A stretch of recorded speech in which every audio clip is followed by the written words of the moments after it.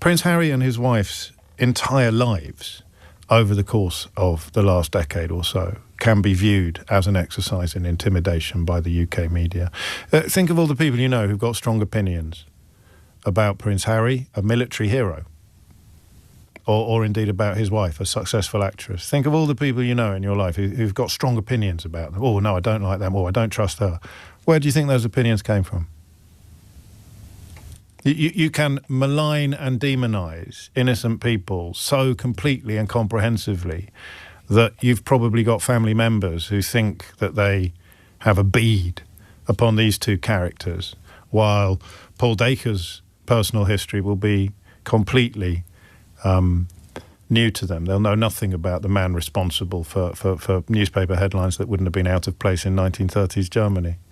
And yet Harry and his wife have been turned into, or the massive attempt to turn them into, pariahs, public enemies. That's how it works. It's also, of course, how the mafia works. James is spot on. Those that have strong negative opinions against Prince Harry and Meghan tend to have them because they've been fed daily by tabloid writers and TV presenters, hosts on a mission. And this has been supported by palaces jealously and maliciously leaking false or twisted stories to paint H&M in a negative light. Who actually believes that, loved by family and friends, Meghan suddenly became a cruel, evil woman just after she joined the institution of the royal family? Coincidence? The relentless media campaign has shaped public perception in ways that are deeply troubling, with certain outlets seemingly determined to craft a narrative that bears little resemblance to reality. Did you listen to the interview before this with the member of Harry's legal team? Very interesting and informative, and they're actually on a no-win, no-fee basis. It's on catch-up on LBC.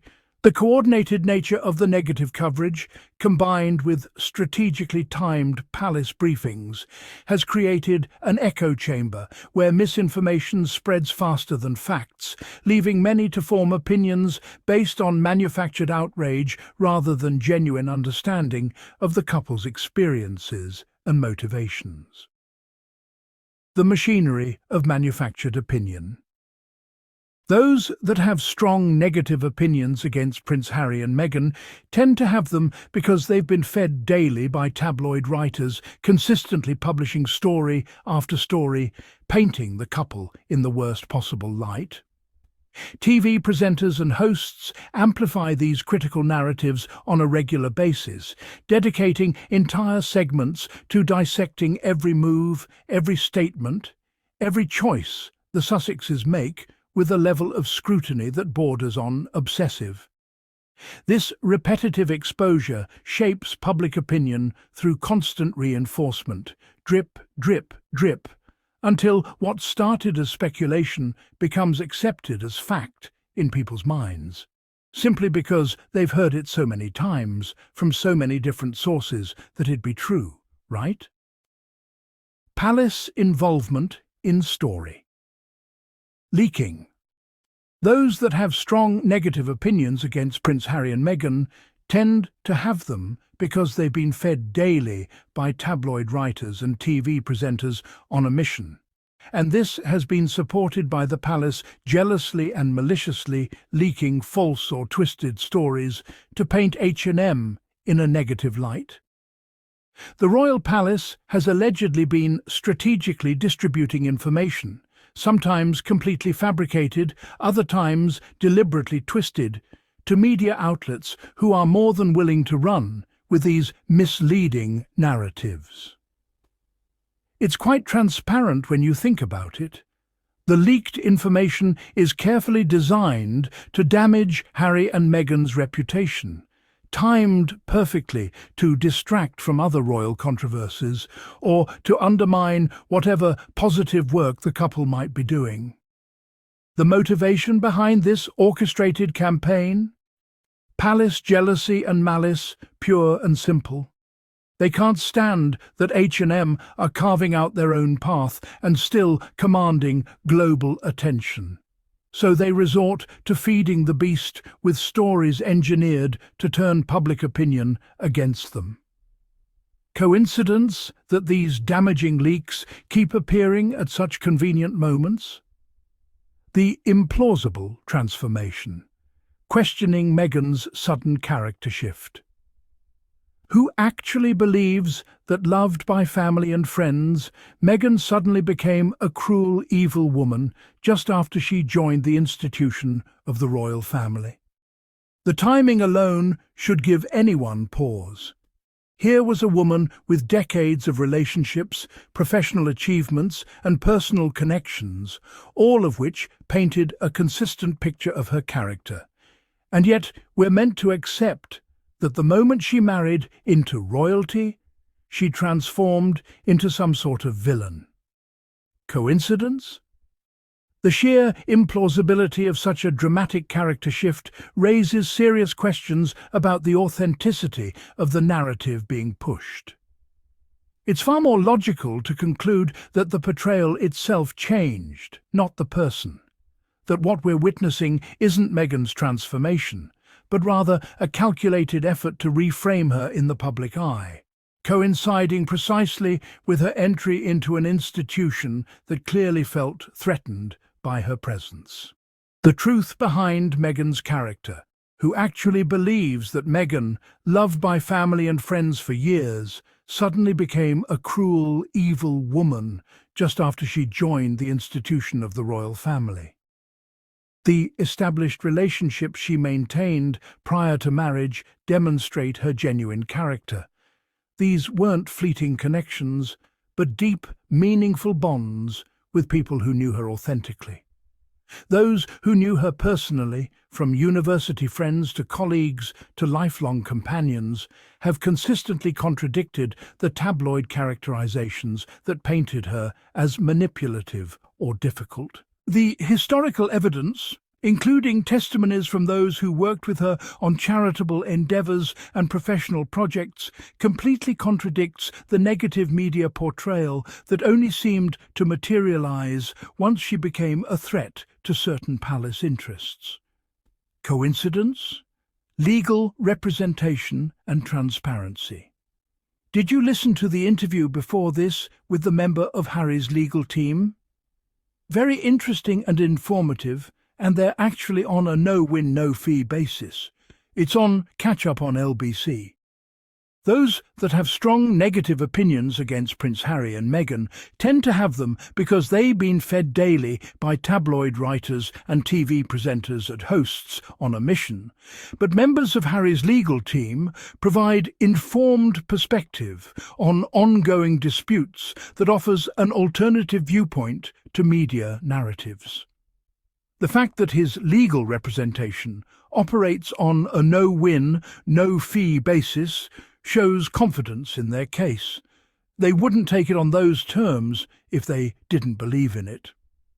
Professional legal analysis offers a completely different angle to the narratives being pushed by tabloid writers and TV presenters, and it's worth listening to what they have to say, rather than just swallowing what we're being fed daily by those on a mission to paint H&M in a negative light. Media accountability and bias James is spot on about the media manipulation here. What we're witnessing isn't isolated instances of poor journalism. It's coordinated negative coverage that screams systemic bias rather than objective reporting. And anyone paying attention can see the pattern clear as day. The entertainment media has made a business model out of prioritizing sensational stories over factual accuracy, churning out headline after headline designed to provoke outrage rather than inform the public. And here's the kicker. When people consume this biased content day in and day out, it creates completely distorted perceptions of reality. There he is, final emerging from the raw course of justice, the man of the moment. Kept us waiting around about 25 minutes, fair play. He is a Prince. Cameron Walker, Prince Harry finally emerged. It's a coordinated campaign.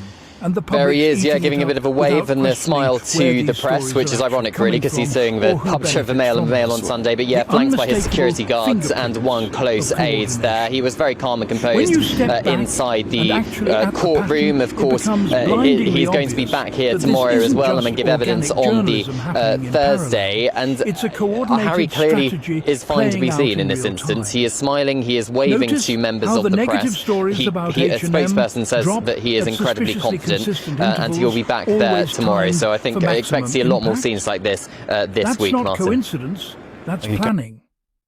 Then you've got multiple media outlets, tabloids, TV shows, online platforms, all churning out virtually identical narratives with the same talking points, the same angles, the same convenient sources close to the palace.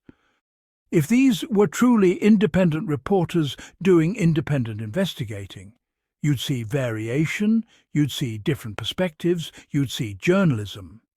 But no, what we're seeing is centralized sourcing, with the same twisted or outright false stories being fed to willing participants who then amplify them across their platforms. When you do even basic pattern analysis of the timing, the language, the coordinated rollout of hit pieces, it reveals exactly what this is: a deliberate, sustained campaign designed to destroy their reputations, not independent reporting by journalists following the truth wherever it leads. Media literacy and the pursuit of truth audiences must question the sources and motivations behind the stories they consume daily.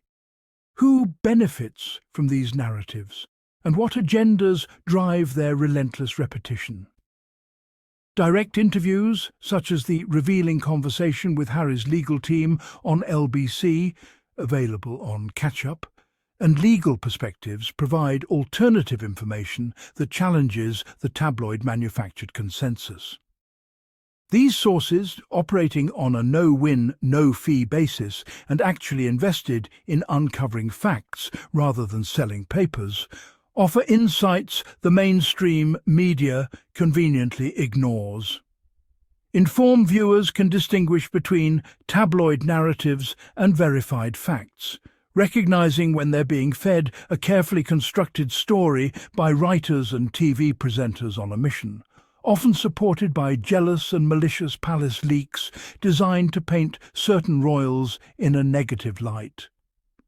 It's not coincidence that someone loved by family and friends would suddenly transform into a cruel, evil woman the moment she joined an institution threatened by her presence. It's manipulation, and recognizing that manipulation is the first step toward breaking free from it.